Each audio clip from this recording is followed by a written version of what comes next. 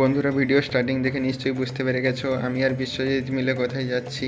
আমাদের এইখানে বোমের মেলা বসেছে, সেইখান থেকে আমরা বোম কিনতে যাচ্ছি এবং দেখুন কি সুন্দরভাবে সাজিয়েছে দিওয়ালি উপলক্ষে।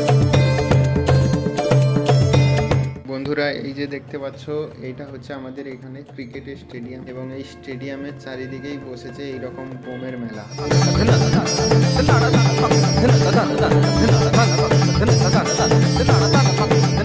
এক নম্বর দোকান, এইরকম 100টি দোকান বসেছে এইখানে। তো ভিডিওটি দেখতে থাকো।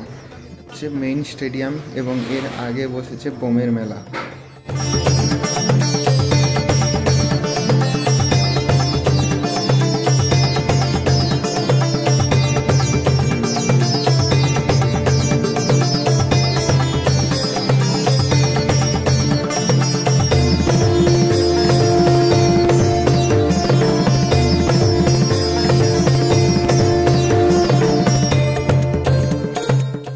নম্বর দোকানটা থেকে কল করেছিল আমাদেরকে বোম কিনতে আসার জন্য, তাই জন্য আমরা এখানটায় এসেছিলাম বোম কিনতে।